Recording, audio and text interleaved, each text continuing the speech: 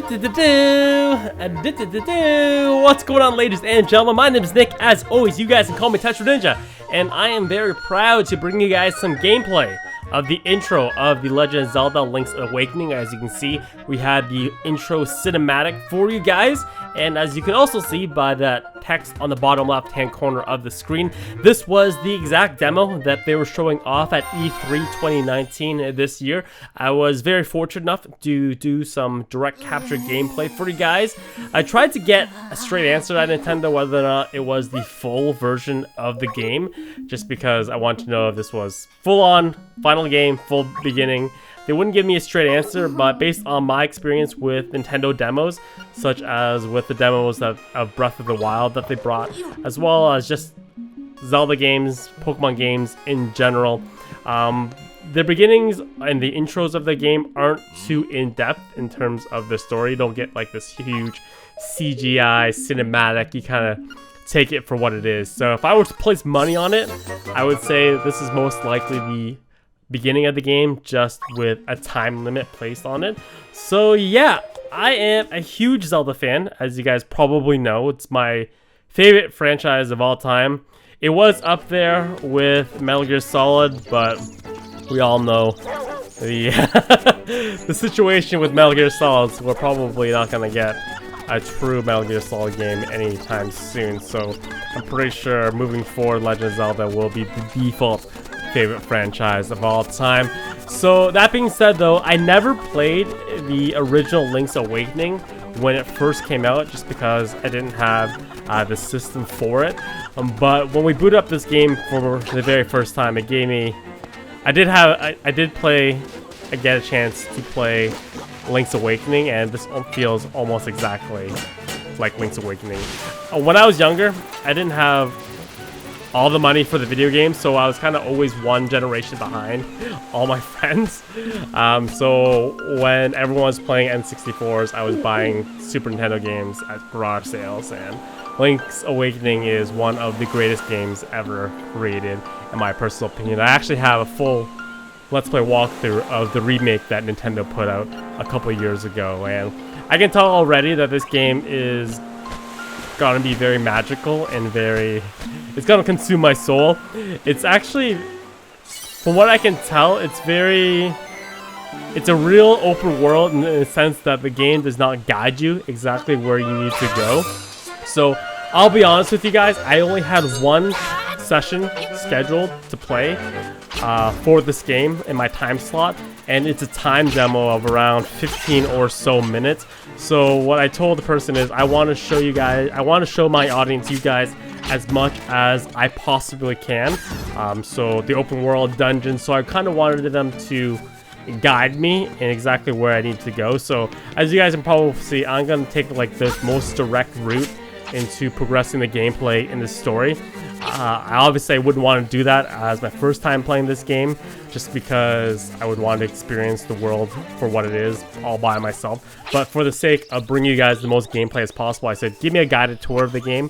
I did say that I wanted to stop and jump in this well because it was just, the well was right there. I wanted to jump in it. So yeah, I said give me the guided tour of the demo so we can get as much possible for my audience, you guys, as we can, and I will be bringing you guys as much stuff. Yeah, so as you can probably tell, like I said, once again, I personally never played Link's Awakening, but I love Link to the Past, and pretty much it has the same layout in terms of how the game progresses. It's kind of a 2D-ish side scroller, open map area, and we are now entering the mysterious forest. Beginning of the game, we got our sword and shield. We got the mysterious owl, who makes his return into Ocarina of Time a couple of years later. One of the things that I've always heard about Link's Awakening is that it has one of the best soundtracks of the entire Zelda franchise, which I'm gonna just believe it because like I said, I've never experienced it for myself. And so we're gonna head into this area with the goblins. So each of these goblins take 2 swipes to take down. And then we have this pesky raccoon right here. So what we need to do is, in order to actually get past this raccoon, we need to do what we did in A Link to the Past and actually create a magical powder that we get to use. So we need to first find this mushroom. So once again, this was a guided tour, so the guide told me exactly where the mushroom would be found. If you're playing this on your own, it may take you a half hour to actually figure out where you need to go. So yeah, these guys take 2 swipes to kill. There's actually power-ups that I've never actually seen in a Zelda game before. I'm not sure if that's something that was already in Link's Awakening, but there's actually buffs that you can pick up through items that increase your attack power as well as your defensive power. You'll see them a little bit later in the demo. And then we have the classic Zelda boulder push puzzles here as well. So we gotta destroy the crystals and then move past the floor that falls beneath your feet. I honestly, like, the entire time I was playing this demo, I had a gigantic smile on my face just because if you're familiar with any sort of Zelda game, you'll feel right at home. With this one, you have a pretty good idea what you need to do. Although it really resembles A Link to the Past, what I thought that it really brought the feels back was the abstractness of the original Legend of Zelda for the SNES, in the sense that it's very easy to get lost and not know exactly where to go. I actually, even though this franchise is my favorite franchise, I actually never beat the original Legend of Zelda just because I didn't know where to go until like halfway through the game. And then the save system, although it was one of the very first games to actually have a save system, your saves never lasted that long because there was like a battery in the cartridge. And the battery had like the worst battery life of all time. It was kind of like when you're playing Pokemon Go on your cell phone. It's no good. You only can push rocks once, as you can see right here. So yeah, so what we need to do is we found the magical mushroom, and you're gonna see me fail a bunch of times right here. Fail. So much fail. So we found the magical mushroom, and now we need to stop dying. There you go. So we found the magical mushroom, and now we have to take it to the witch, and she will create us some magical powder, so we can kind of progress through. So yeah, I am fully on board of this game. I'm really excited for its release. I asked the guy, am I gonna need gauntlets? The person directed me if I'm gonna need gauntlets for that, and he said yeah. So it's kind of a little teaser of stuff that's supposed to be coming up in the near future. So yeah, I am fully excited for the full release of this game whenever it does come out. This is one of the buffs that I told you about. I think this is a defensive buff provided by this Guardian Acorn. It's temporary. You'll see.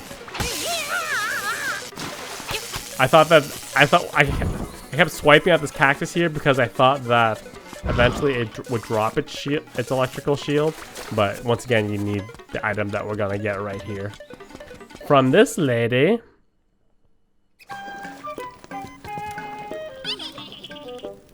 Sleepy Toadstool. Take that mushroom. Brew me some powder.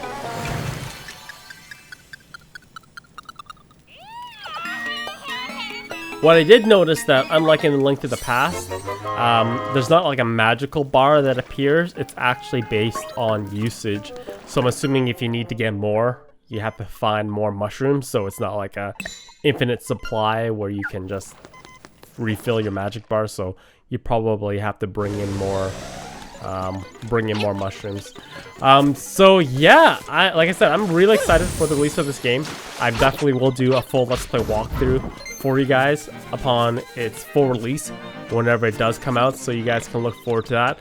And maybe as I get ganked right here, and hopefully maybe I'll get more hands-on time with it in the future, if there are any more pre-release events and all that type of stuff. So yeah, I will leave you guys with the rest of the gameplay, just because, as you can see, you can also use the magic powder on these guys. now you get, now your attacks are worth double, and these guys will get one-shotted.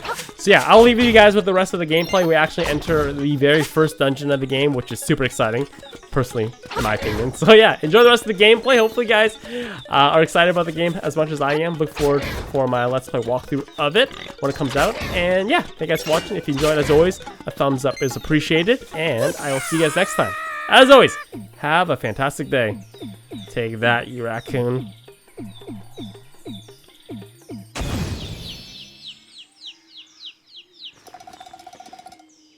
Yeah.